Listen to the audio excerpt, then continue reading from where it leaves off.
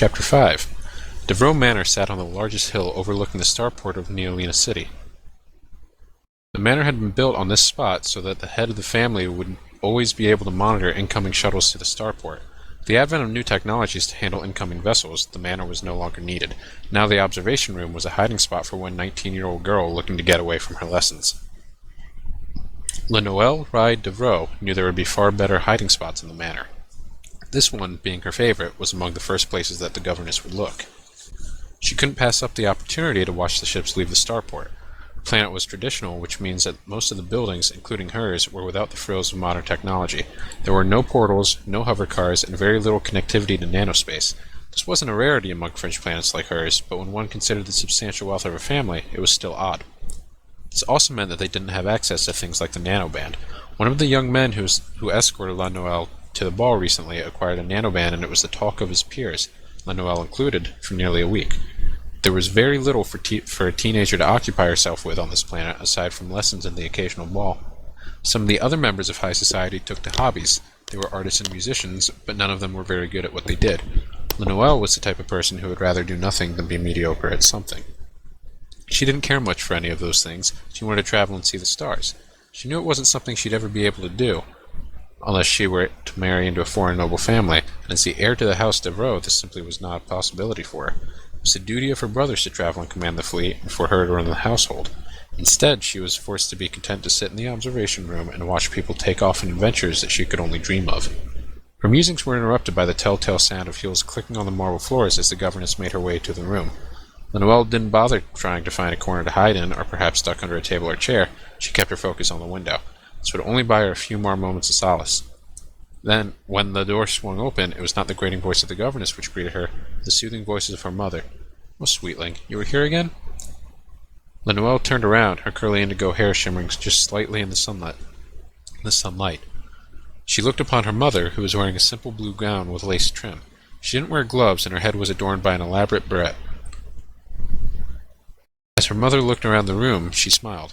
"You know, I used to play here when I was a girl." Her smile turned to a frown as she turned to look upon her daughter. "However, you are a woman now, and should behave as such. I would imagine that you're here avoiding your lessons again. Don't worry, they're cancelled." She swatted at a cloud of dust as if it were attacking her, and Lenoelle sighed. Her mother never did handle dust or grime well. "Is father coming home from his business at the station?" Lenoelle stood up and noticed how dusty she was. She wiped her hands on the front of her blouse and looked past her frowning mother. "Or is it something else?" Her mother smiled again and pointed at the starport. "Do you know why the manor overlooks that starport, little one?" "Of course, mother. It's so we can monitor the traffic of our planet, or it was. This is the only official starport on the planet, and our fleet does a fine job policing it." She looked at her mother expectantly and noticed a sudden look of nostalgia on her face. "It's a long story, but that is not the only reason. It is so we will know when the Imperial family arrives. Of course, this was built long before we had automatic docking and before the spaceport was upgraded with the ability to know exactly who was coming before they arrived.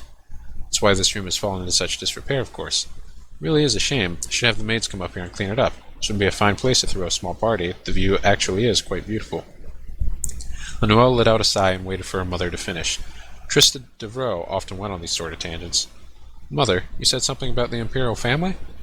"Oh, yes. It would appear that we will be having an Imperial visitor. Your father is returning to the planet now. He should make it home before the Empress arrives." Lenoelle felt certain that she kept well up to date on current events.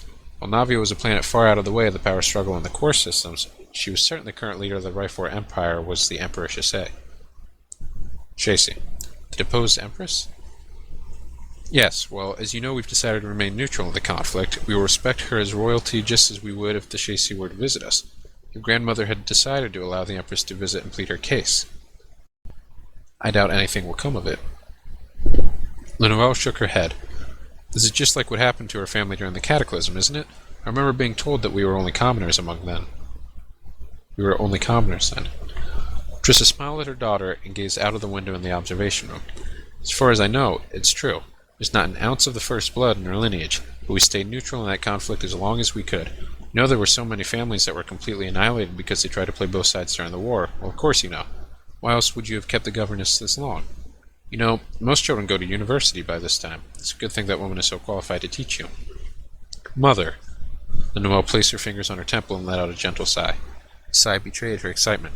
She was looking forward to meeting the Empress, and perhaps she would even be able to steal a glance at the Halcyon, the ship the Empress was rumored to travel in if the newsreels were to be believed.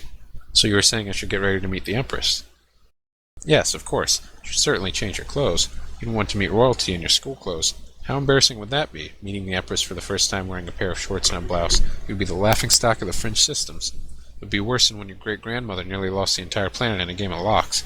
That was a dark day for the Devros everywhere. Thankfully, we were able to talk the Destiny out of it. They didn't have much use for a planet anyways. They let us off the hook with just a few ships and access to our starport should they ever need it. Thank goodness for that. Noelle cleared her throat and stood with her hands clasped behind her back. Her heart was racing as she stared at her mother. So how long do we have, Mother? You probably shouldn't keep me much longer. Trista removed a timepiece from her gown and looked at it.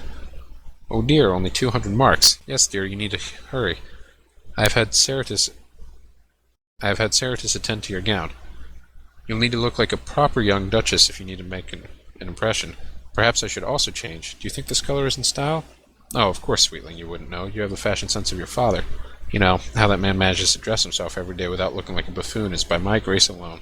If I didn't do most of his shopping for him, he would be a clown. Trista, without stopping her outer monologue, turned and started to walk back down the corridor. Noelle could only shake her head. Free to let her excitement flow through her, she waited patiently for her mother to disappear down another corridor before bursting into action. She practically skipped down the hall, her heart fluttering and her adrenaline pumping. I can't believe I'm going to meet the Empress. She made her way down the corridor and pushed open the doors that led to her room.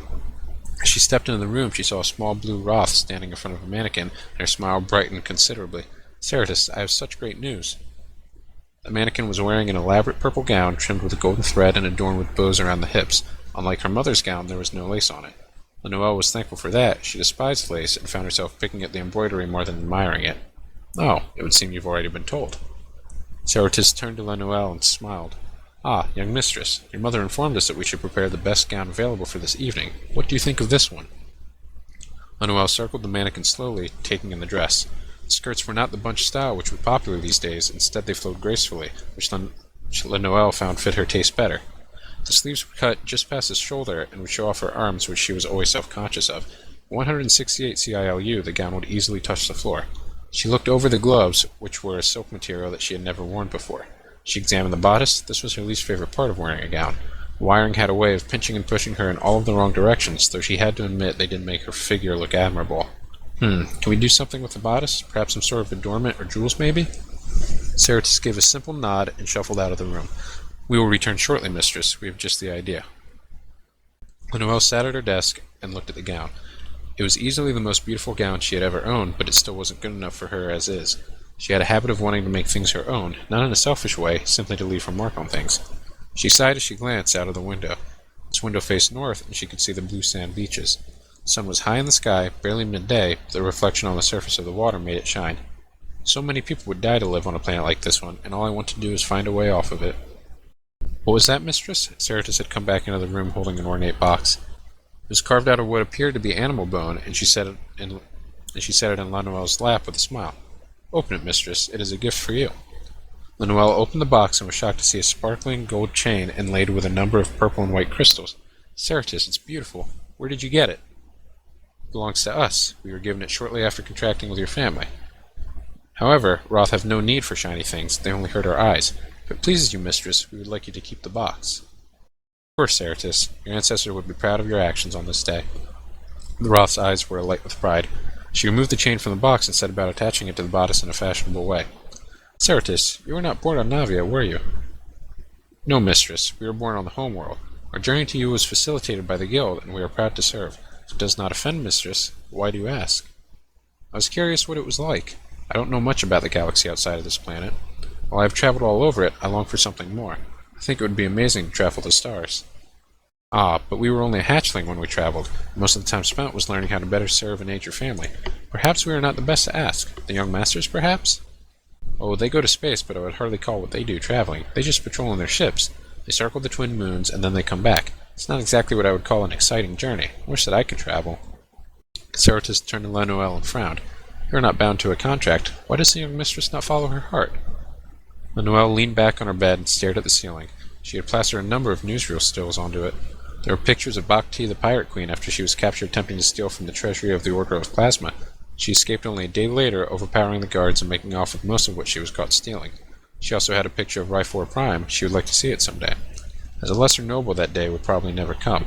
She started to think about Cerritus' words. Why didn't she just follow her heart? What was stopping her? She knew the answer. Responsibility was holding her back. She longed for a little sister. Her family did not attempt to produce more children after a female heir had been born. Trissa had given birth to 6 sons before Lemuel was born. In contrast, Trissa herself had only one brother. As Lemuel stared up at the images of people and places she would never see, she felt her eyes growing heavy.